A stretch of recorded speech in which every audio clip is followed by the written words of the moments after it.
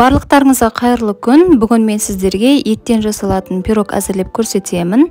Қамыры жұмсақ болып шығатын бұл пирогтың дәмі аузыңызда қалары сөзсіз. Сондықтан мені қолдап, каналыма тіркеліп, лайк басып қоюды ұмытпаңыз. Ұнымызға 1 шай қасық разрыхлитель және бөлме температурасындағы сары майды салып, крошка дайындап аламыз.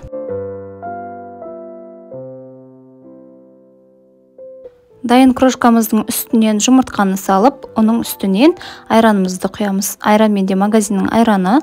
Үстіне 1 шай қасық тұз қосып, жақсылап араластырып, жұмсақ қамыр илейміз.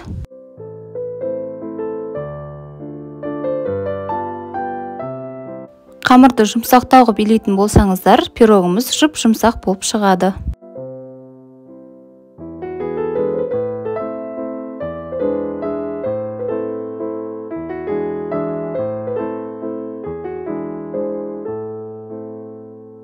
Қамырымызды екіге бөліп, бетін жауып, 15 минуттай тындырып аламыз.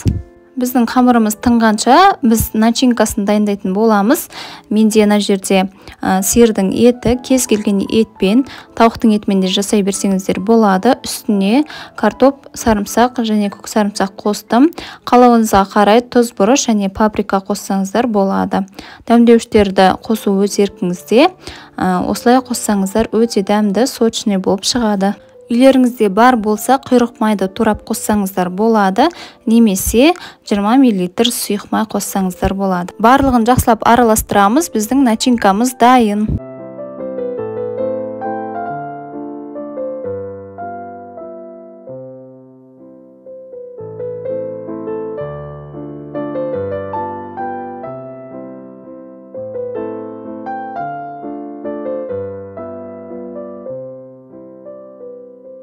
Енді қамырымызды ең үлкен бөлігінен бастап жаямыз. Орташа қалыңдықта жайған дұрыс.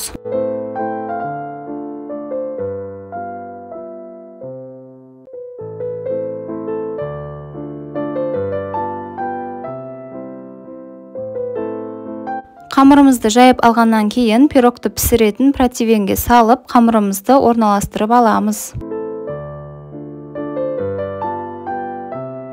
Енді үстіне начинкасын саламыз. Барлық жеріне жеткізіп, тегістеп, бір келкі ғып жайып шығамыз.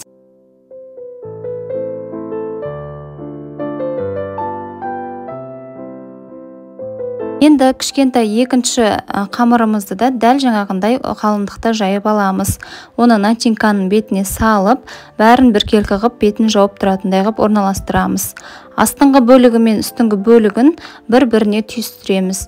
Видеодағылай жасасаңыздар болады, немесе дәл осы видеодағылай жасау міндетті емес, пирогты өз еркіңіз бойынша түйсеңіздер болады.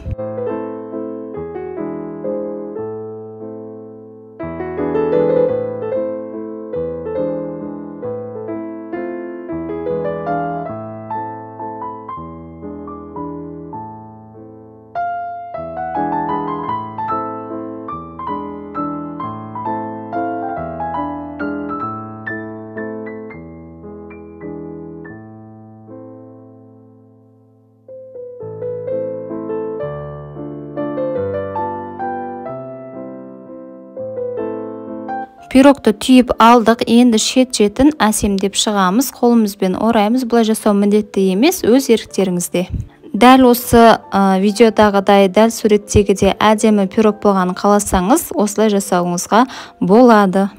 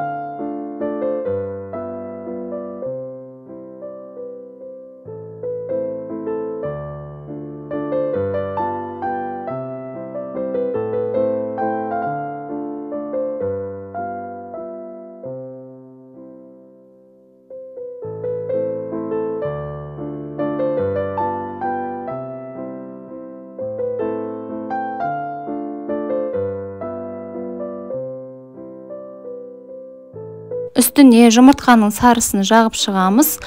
Егер қаласаңыздар, жұмыртқаның сарысына сүт қосуға да болады, бірақ мен қоспадым. Енді өз еріктеріңізбен үйде бар заттармен әсемдесеңіздер болады. Менде мак пен күнжіт болды. Сол екеуін қолданып әсемдедім.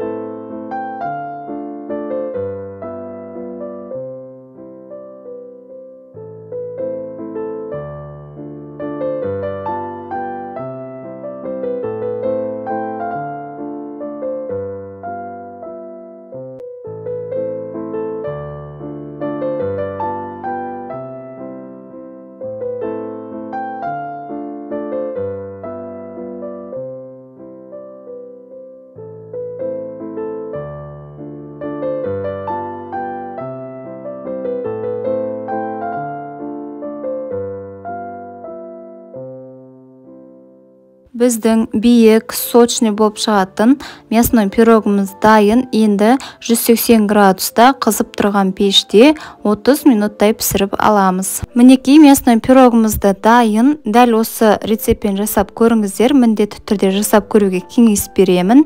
Өте биік, сочный, дәмді болып шығады. Егер сіздерге рецепт ұнаған болса, және де менің каналыма әлі де тіркелмеген болсаңыз, онда мені қолдау ретінде менің каналыма тіркеліп, лайк басып, төменге пікіріңізді қалдырып кетуді ұмытпаңыз. Және де менің видеомды қай қаладан қарап отырсыз, оны да пікірге қалдыра кетіңіз. Алдағы уақытта шығатын видеоларды жіберіп алмас үшін қоңыраушаның үстін басып қойыңыз.